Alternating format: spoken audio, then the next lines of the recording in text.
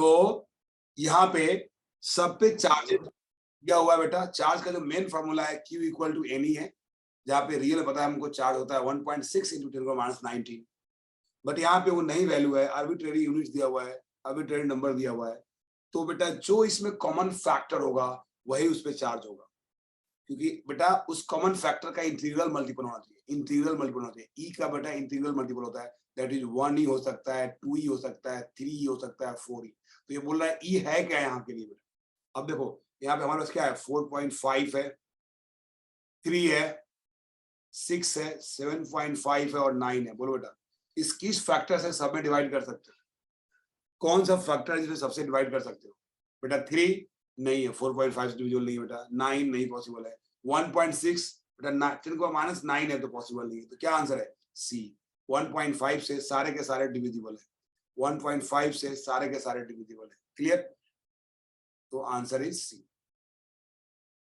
तो ऐसे क्वेश्चन पूछे जाते हैं एग्जाम में, मतलब नॉट आई जे एडवांस में, जे एडवांस की लायक नहीं है, ठीक है।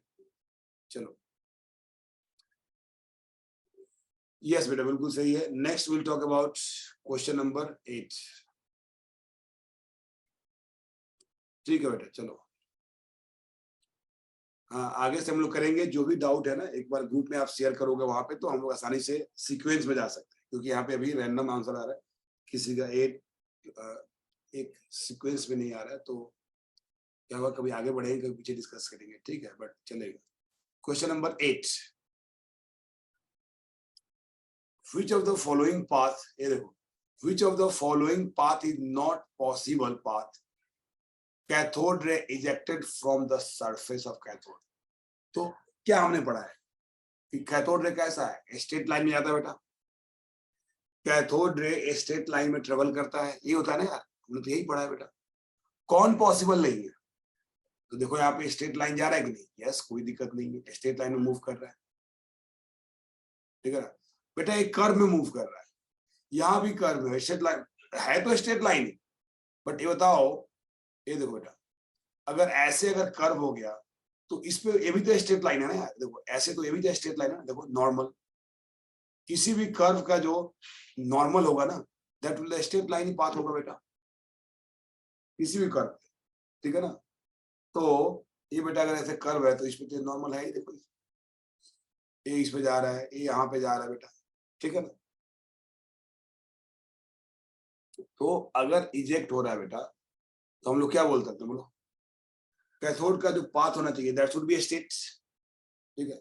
अब यहाँ पे क्या होना चाहिए बेटा, देखो ये बेटा इस सरफेस से हो रहा है बेटा, तो इस सरफेस के अगर कर्व हो गया बेटा, देखो हम लोगों ने जो पढ़ा है ना, ये ऐसा पढ़ा बेटा, देखो ऐसा है, ऐसा पढ़ा है बेटा, एक कैथोड है और एक कैथोड है, तो यहाँ से जा रहा है ऐसे, देखो स्ट्रेट लाइन पढ़ा है कि नहीं। बट अगर कर्व हो गया तो कैसा होगा बेटा, देख रहे हो, ऐसा होगा। अगर ऐसे हो गया तो कैसा होगा, ये ऐसे होगा पाथ, समझ में आ रहा है बेटा। तो बेटा बी भी पॉसिबल है, सी भी पॉसिबल है, ए भी पॉसिबल है, क्या नहीं पॉसिबल हो सकता है, डी नहीं पॉसिबल है, क्योंकि बेटा इससे ऐसे नहीं जा सकता है, स्ट्रेट लाइन से ऐसे नहीं जा सकता, ठीक है ना। चलो good. So the next one is, yes बेटा, चलो बेटा question number 12,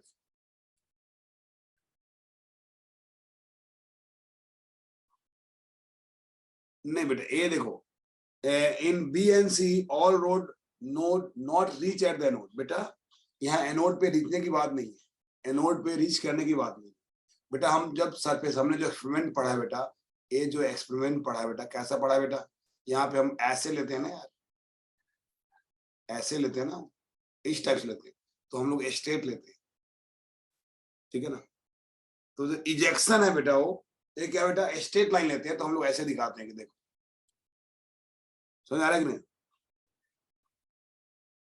got it. But अगर हमने ऐसा ले लिया बेटा, तो यहां से इजेक्शन होगा तो एस इसके नॉर्मल होगा, इजेक्शन बेटा इसके नॉर्मल होगा, किसी भी सरफेस से जो इलेक्ट्रॉन इजेक्ट होगा ना उसके नॉर्मल होगा, ध्यान रखना, ठीक है ना। तो हमने जो पढ़ा है, हमारे जो माइंड में सेट है बेटा, ऐसा होगा। क्यों है बेटा ऐसा, बोलो, क्योंकि हमने सेट कर रखा है कि नॉर्मल इजेक्ट होगा बेटा, मतलब स्ट्रेट लाइन हमने जब भी हमने एक्सपेरिमेंट कराया किया है तो ऐसे ही लिया है, इसलिए आपको याद है कि ऐसे जाएगा और यहाँ पहुंचेगा, बट इसमें बेटा जिस सरफेस से कैसे इजेक्ट होगा ये बताया नहीं गया। तो सरफेस से जो भी इजेक्ट होगा वो नॉर्मली इजेक्ट होगा, ध्यान रखना इसको। मतलब यस, क्वेश्चन नंबर बेटा 12 की बात कर लेते पहले।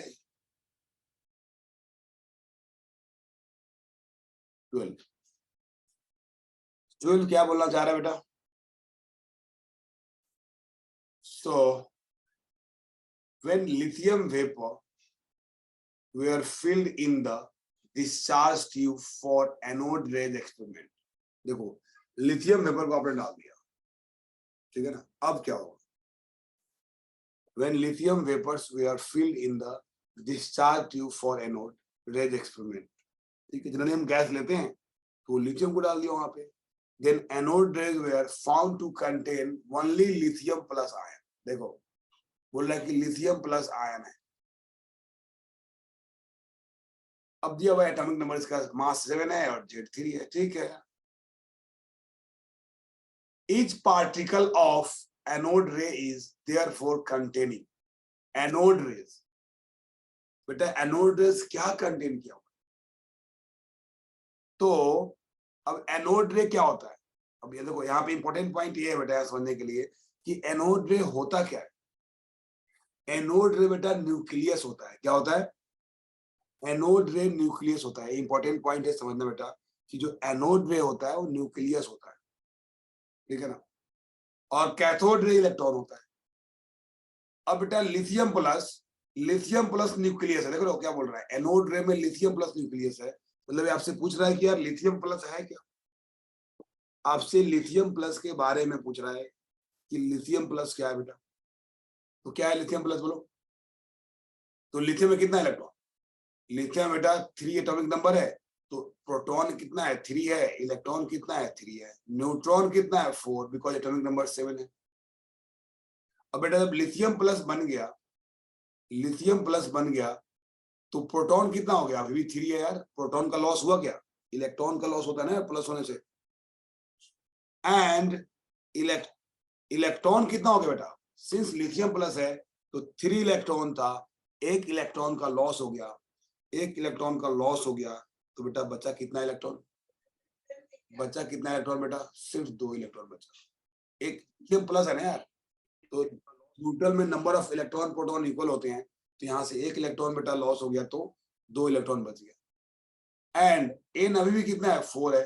देखो न्यूक्लियस के अंदर तो कुछ हो नहीं रहा है, न्यूक्लियस के अंदर कुछ हो नहीं रहा है, जो भी हो रहा है सब बाहर हो रहा है, ठीक है ना। तो नंबर ऑफ इलेक्ट्रॉन सिर्फ कम होगा, रिमेनिंग सेम रहेगा। तो क्या जाएगा बेटा? 3 protons, 4 neutrons and 2 electrons. Got it? तो आपको इस पे बेस्ड है कि आपको इस बात की समझ है कि नहीं कि बेटा व्हाट इज न्यूक्लियस, एनोड क्या होता है, एनोड रे क्या होता है, इस बात की समझ है कि नहीं, इस पे बेस्ड है बेटा। चलो नेक्स्ट क्वेश्चन नंबर 14। एक बच्चों ने बोला है 14 question. 14। So in Wilson cloud chamber experiment, 2 particles were found to show equal deviation but in opposite direction, ठीक है, equal deviation but opposite direction. The name of positron and the negatron, देखो नाम दे दिया, positron और negatron were given to these particles by Anderson. Hence negatron is, negatron क्या है? अब ठीक है यार, देखो अब ये नाम दे दिया तो अब जो रिपल्सन हो रहा है, डेविएशन हो रहा है, उससे सोचना है ना बेटा आपको। तो क्या बोलेंगे हम लोग, क्या हो रहा है यहाँ पे? तो एक का नाम है positron. 2 particle found to show equal deviation but opposite direction. देखो इक्वल डायरेक्शन है, सॉरी अपोजिट डायरेक्शन है और इक्वल डेविएशन। इक्वल डेविएशन मतलब दो एक जैसा होना चाहिए, एक जैसा होना चाहिए। तो पोजिट्रॉन क्या होता है? पोजिट्रॉन क्या होता है? तो पोजिट्रॉन का मीनिंग होता है प्रोटॉन जैसा ही होता है मतलब यहाँ पे चार्ज जो है +1 होता है, मास जो है 0 होता है। देखो प्रोटॉन और पॉजिट्रॉन में डिफरेंस क्या है? जो प्रोटॉन होता है बेटा उसका चार्ज +1 होता है और प्रोटॉन का चार्ज +1 मास +1 मतलब मास 1। बट जब पॉजिट्रॉन की बात करोगे तो चार्ज होगा +1 मास हो जाएगा 0, मास हो जाएगा 0। ठीक है। अब सिंस इक्वल डेविएशन है तो बेटा मास क्या होना चाहिए? सेम होना चाहिए। तो कोई ऐसा होना चाहिए जो निगेट्रॉन होगा बेटा उसमें मास 0 होना चाहिए और चार्ज भी इक्वल होना चाहिए। मास और चार्ज दोनों इक्वल होना चाहिए।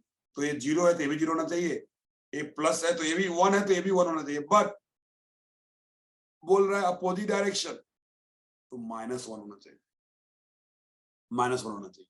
इसका मतलब क्या हो गया? जो निगेट्रॉन जो सब्सटेंस है वो क्या है? -1 चार्ज है और 0 मास है। जो कौन हो गया बेटा? इलेक्ट्रॉन। इलेक्ट्रॉन ऐसा सब्सटेंस है जिसमें क्या होता है मतलब मास क्या होता है? नेग्लिजिबल, मतलब रिलेटिव मास प्रोटॉन के कंपेयर में। ठीक है ना। एंड चार्ज क्या होता है? -1 होता है। ठीक है ना। तो पॉजिट्रॉन का जो अपोजिट होगा वो क्या होगा? Electron. With respect to mass as well as with respect to charge, दोनों के रेस्पेक्ट। अगर सिर्फ चार्ज देखोगे तो प्रोटॉन होता है, ध्यान रखना। लेकिन दोनों के रेस्पेक्ट में होता है इलेक्ट्रॉन होता है। क्लियर? चलो next.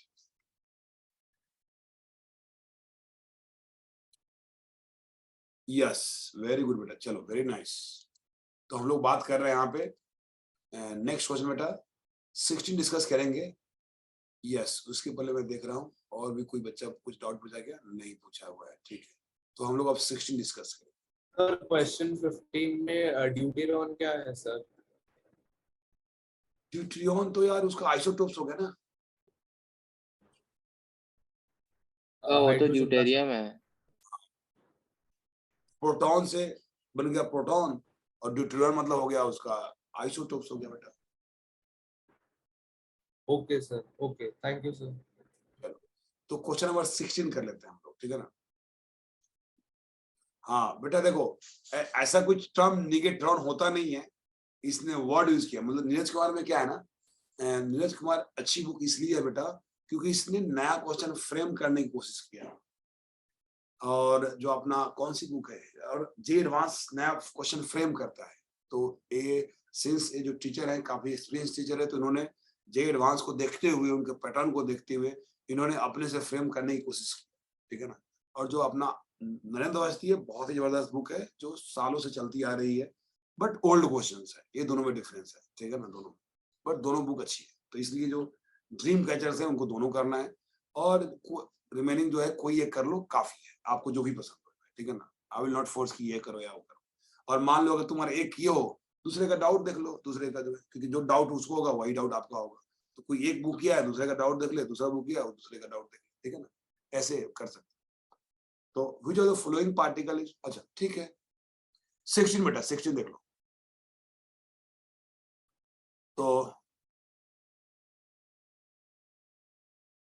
which of the following particle have non-zero E by M ratio? E by M ratio, non-zero। देख रहे हो इतना सारा पार्टिकल यूज किया है, neutron, neutrino, positron, neutral meson. देख रहे हो, अब इतना कुछ यूज किया है। अब बताना बेटा आपको किसके लिए नॉन जीरो है। ठीक है, किसके लिए नॉन जीरो है? Have non zero E by M ratio. तो नॉन जीरो उसी के लिए होगा कि जिसका कोई ना कोई पार्ट क्या ना चाहिए, बोलो। मतलब तुम्हारा आइदर चार्ज या मास कुछ भी जीरो नहीं होना चाहिए, तभी तो बोलेंगे ना। तो अगर चार्ज और मास दोनों में से कोई एक एग्जैक्ट, देखो ध्यान रखना, यहाँ पे रिलेटिव वर्ड नहीं होता है। जो चार्ज बाई मास रेशियो जो वर्ड होता है ना, उसमें रिलेटिव नहीं होता है बेटा, एक एग्जैक्ट वैल्यू होती है। ठीक है, एग्जैक्ट वैल्यू यूज करते हैं हम लोग। अब अगर इलेक्ट्रॉन की बात करें तो हम लोग तो रिलेटिव मास क्या लेते हैं? इलेक्ट्रॉन की रिलेटिव मास तो जीरो लेते हैं, बट रियल मास तो है ना यार, आपने पढ़ा होगा, कितना पढ़ा होगा? 9.1 × 10⁻31। ठीक है ना।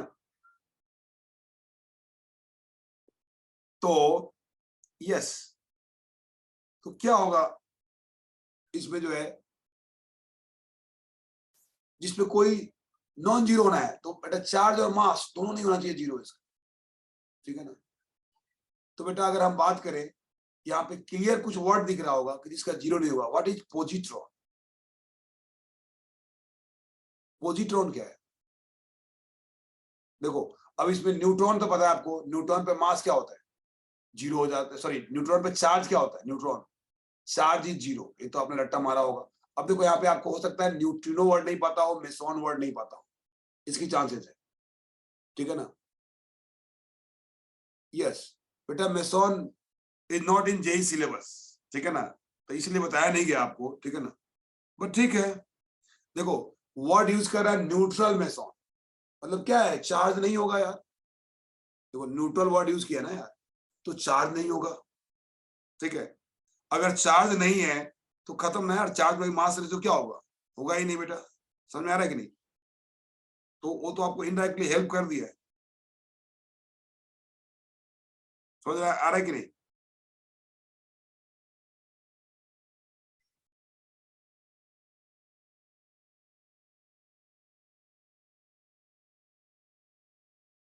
तो so we have type the question be ask in the day.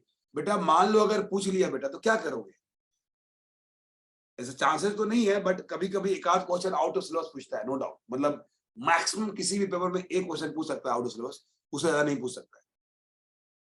तो जैसे मेसॉन, न्यूट्रिनो, ये सब पढ़ना तो है नहीं यार, ठीक है ना। हम लोग को जो पढ़ना है, देखो तो क्वेश्चंस कैसे करोगे, एलिमिनेशन से। देखो ये भी स्मार्ट टेक्निक है, आपको क्वेश्चन सोल्व करना है एलिमिनेशन टेक्निक से। मुझे न्यूट्रॉन और पॉजिट्रॉन के बारे में पता है, एवरीथिंग जो पता है कम से कम वो तो पता होना चाहिए ना। तो न्यूट्रॉन तो खत्म हो गया बेटा, जीरो हो जाएगा। पॉजिट्रॉन क्या होता है बेटा? पॉजिट्रॉन एग्जैक्ट इलेक्ट्रॉन का उल्टा है। तो पॉजिट्रॉन और इलेक्ट्रॉन ये दोनों बेटा सिर्फ चार्ज का डिफरेंस होता है, एक पॉजिटिव वाला है बेटा और एक निगेटिव वाला है, और कुछ डिफरेंस नहीं। इसका मतलब इस पे चार्ज कितना हो गया, पॉजिट्रॉन पे चार्ज कितना हो, चार्ज में मास चाहिए ना यार, 1.6 इंटू 10⁻19, और मास कितना हो गया 9.1 इंटू 10⁻31 kg, देख रहे हो। तो क्लियर बात है बेटा, इसमें पॉजिट्रॉन के पास क्या है, नॉन जीरो है बेटा। न्यूट्रॉन चार्ज जीरो होता है, न्यूट्रिनो सिंस न्यूट्रॉन से बना हुआ है उसका ऐसा लग रहा है, neutron neutrino charge zero, neutral meson charge zero. अब मेसॉन क्या है, न्यूट्रिनो क्या है, ये जानना इंपॉर्टेंट नहीं, ठीक है ना बेटा। Proton, positron is related to proton, why, कैसे रिलेटेड है बेटा? Positron is related to proton with respect to charge. positron is related to proton with respect to charge, but it is related to electron with mass. इसकी mass equal होती है इसका electron का, clear ना। तो जरूरत नहीं है जानने की बेटा, ठीक है ना। चलो गुड, नेक्स्ट। सर तो पॉजिट्रॉन, प्रोटॉन और electron have same charge? Yes, same charge नहीं बेटा, positron and proton has same charge, positron and electron have equal and opposite charge, positron and electron both have same mass, got it? Positron and electron both have equal mass, positron and electron both have equal and opposite charge, positron and proton has same charge, got it beta? Yes sir, yes sir. तो सिर्फ electron minus में है और बाकी सब same? Yes, और remaining यहाँ जो भी लिखा हुआ है सब चार्जलेस है, तो जीरो हो जाएगा ना सब। और हेल्प भी कर रहा है कि चार्ज जीरो मानो। नेक्स्ट जो डाउट है बच्चों का वो है बेटा क्वेश्चन नंबर, तो जब भी क्वेश्चन आउट ऑफ सिलेबस है ना, हो सकता है कि एक आधा है बेटा, ठीक है ना। सेम मास, नो बेटा, proton and positron have no same mass बेटा, यस। तो बेटा ये ध्यान रखना, जब भी क्वेश्चन ऐसे आउट ऑफ सिलेबस है तो you have to solve by using elimination method. जो यूपीएससी वगैरह के बच्चे जो एग्जाम देते हैं ना, तो उसमें 100 क्वेश्चन पूछता है, और किसी भी बच्चों को 50 से 50-60 से ज्यादा नहीं आता, ओनली बच्चों को 50-60 आता है, बट बच्चे फिर भी 85-90 क्वेश्चंस करके आते हैं, ठीक है। तो वो मेथड होता है एलिमिनेशन।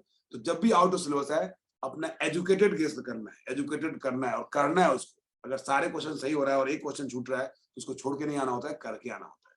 बट अगर मान चला 50% बना हुआ है तो अटेम्प्ट नहीं करना है, बट अगर आप मोर देन 80% अटेम्प्ट कर रहे हो और तो बेटा जो आउट ऑफ सिलेबस आ रहा है उस पर अटेम्प्ट कर सकते हो, ठीक है ना। चलो तो नेक्स्ट क्वेश्चन हमारे पास है, वो है बेटा क्वेश्चन नंबर यस, अब 1 to 18 में तो 18 क्वेश्चन नंबर 18 है बेटा, ठीक है ना, 18 है, इसके बाद 1 to 20 में कुछ नहीं है, तो 20 to 30 में डिस्कस करने की कोशिश करेंगे। क्वेश्चन नंबर 18, सो 18 क्या बेटा,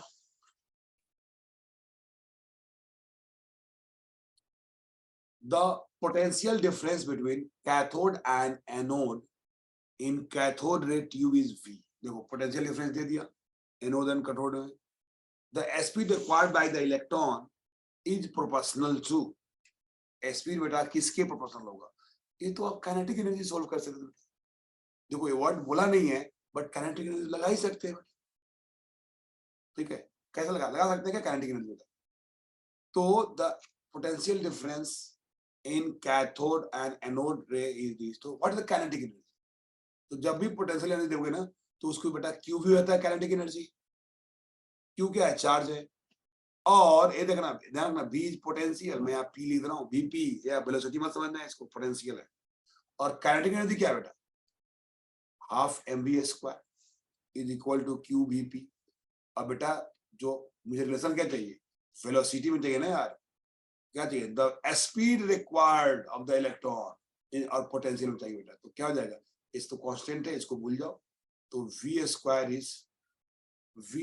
इज प्रोपोर्शनल टू, बोलो बेटा v² is proportional to vp, मतलब अप्लाइड पोटेंशियल, तो v क्या हो गया, प्रोपोर्शनल टू √vp, तो कहाँ है बेटा b, गॉट इट।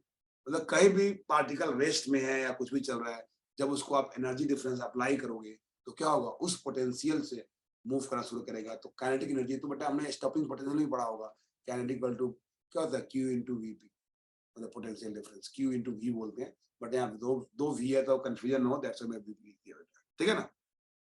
चलो वेरी गुड, तो बेटा 1 to 20 में क्वेश्चंस इजी थे, जेई मेंस में जनरली से क्वेश्चंस इजी ही होंगे, देखिए एडवांस में बहुत टफ नहीं है, अब देखो क्या ही टफ करेगा यार, कॉन्सेप्ट तो वही है बेटा, ठीक है ना।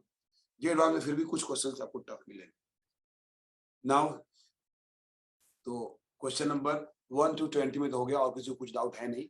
नाउ बच्चे हम मूव करते हैं आगे 20 से आगे, तो जो ड्रीम कैचर्स के बच्चे हैं वो 20 से आगे सोल्व नहीं किए होंगे, तो नहीं किए होंगे तो आप लीव कर सकते हो, क्योंकि आपको दूसरे का किया हुआ देखना नहीं है, ठीक है ना, क्योंकि खुद से करना है। अगर कर लिए हो तो आप रुको, जो विजनरी वाले हैं बेटा उनको मैं दिया था 20 to 30 करने के लिए, ठीक है ना। ड्रीम कैचर को मैं आज दूंगा मैं 30 to 40 देने वाला हूँ आज जो है, तो ड्रीम कैचर वाले लेफ्ट कर जाए, ना देखे इसके सोल्यूशन, क्योंकि अगर आपने किया है तो देखे, नहीं किया तो नहीं देखे बेटा, ठीक है। तो जो विजनरी वाले हैं सिर्फ वही देखे इसको, और आपने किया है इसलिए जो है, ड्रीम कैचर वाले को मैं आज होमवर्क देने वाला हूँ, नीरज कुमार में 20 to 30 देने वाला हूँ नीरज कुमार में बेटा, ठीक है ना। तो इसलिए नहीं देखे आप लोग, लेफ्ट कर दें जो दूसरे लोग हैं, क्योंकि कोई फायदा नहीं है, आप जब खुद से करोगे तो ही एडवांटेज है, आप जब खुद करोगे तो ही एडवांटेज है बेटा, ठीक है। चलिए सो ड्रीम कैचर्स लेफ्ट कर जाए, ना देखें। नेक्स्ट, तो सिर्फ विज्ञानी वाले रुके,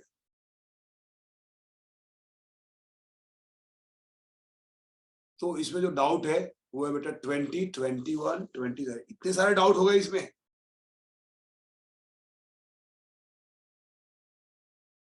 ठीक है। चलो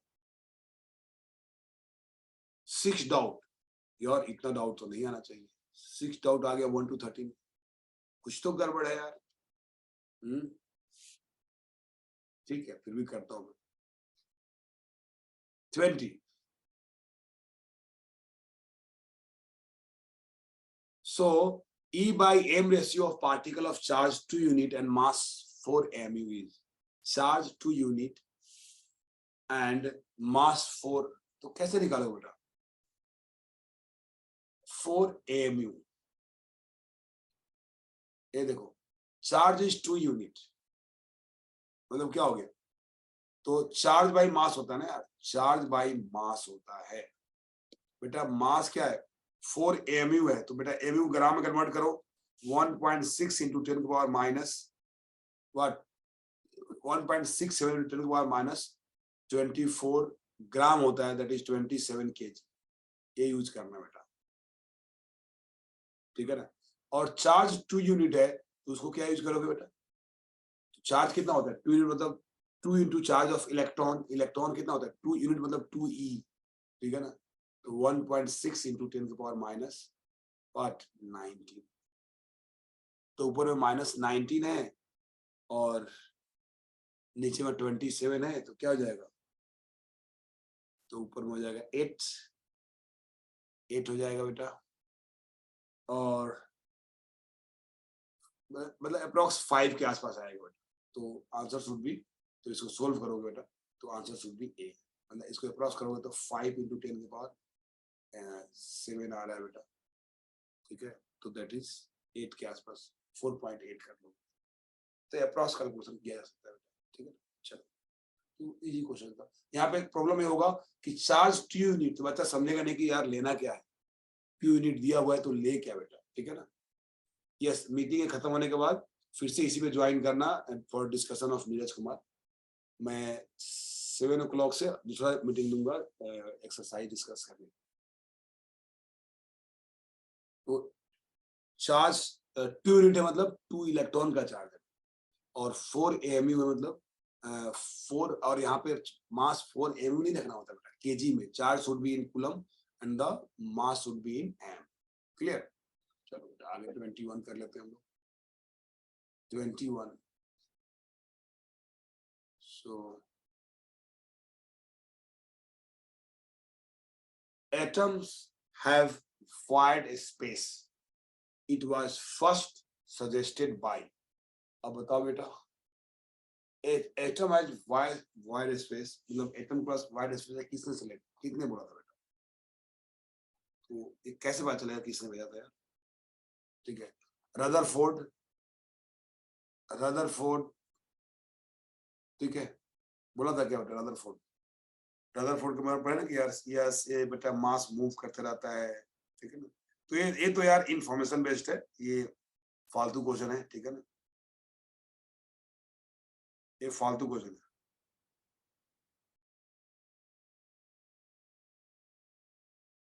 तो क्या हो जाएगा बेटा नेक्स्ट,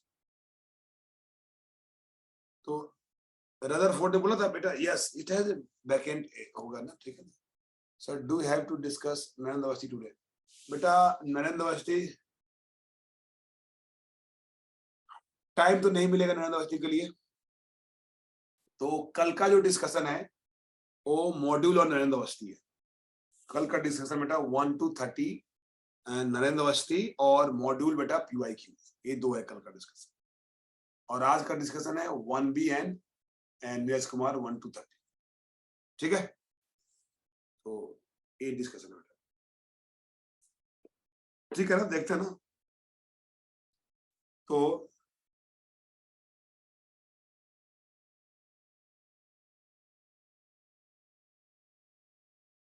अब यार ए बेटा, ये जो चीजें है ना यार, ये मतलब ये याद करने की चीजें नहीं है, ठीक है। ये क्वेश्चन हो गया बेटा जे एडवांस का रहा ही नहीं, खैर जे मेंस का भी नहीं है बेटा, ये मेडिकल का क्वेश्चन कि atoms have wide space, it was first suggested by, ऐसे क्वेश्चन बनाए नहीं जाते, ठीक है ना। यूजलेस क्वेश्चन है कि बेटा किसने बताया कि वाइड स्पेस है, अब हमने तो 2 ही मॉडल पढ़ा है, उस मॉडल में तो है ही नहीं, है क्या बोलो, डाल्टन से बताया था, डाल्टन में तो है नहीं, ठीक है। बोलो डाल्टन है क्या, नहीं है ना यार, उसको तो यार डाल्टन ने बोला भाई, मतलब ये बेसिकली थियरी बेस्ड क्वेश्चन है, ठीक है ना। तो ये जस्ट आपको रट्टा मार लेना है, अगर इंफॉर्मेशन लेना है तो पता कर लेना, ठीक है ना।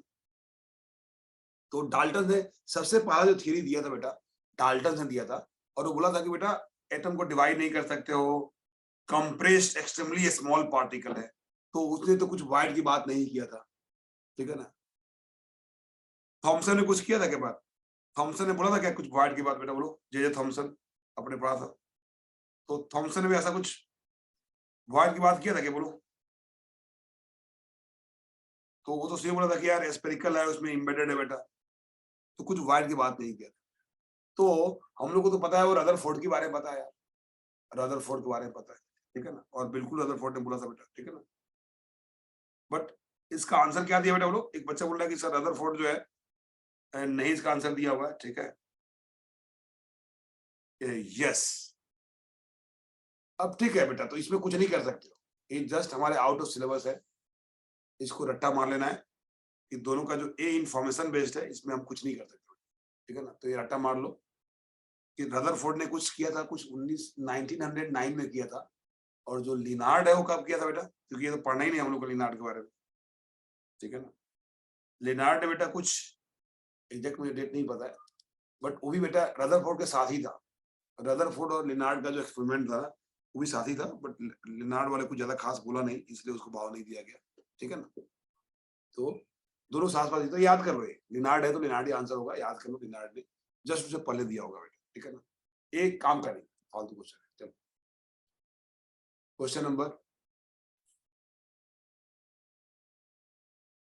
क्वेश्चन नंबर नेक्स्ट है हमारे पास, बच्चे ने भेजा है 27 कर दे, 27। हाँ ठीक है, ठीक है, आप फिर से ज्वाइन करो, फिर से मैसेज करना मुझे, क्योंकि 1 मिनट के अंदर डिस्कनेक्ट हो जाएगा, तो फिर से आपको शेयर करना है अपना डाउट। 27, 28, 29, 30 ये चारों हम लोग डिस्कस करते हैं, ठीक है ना। So two particle A and B, 27 की बात कर रहे हैं हम लोग बेटा। Two particles A and B having same E by M ratio are projected towards silver nucleus. देखो same E by M ratio है in different experiment with the same speed, दोनों का speed same दिया, the distance of closest approach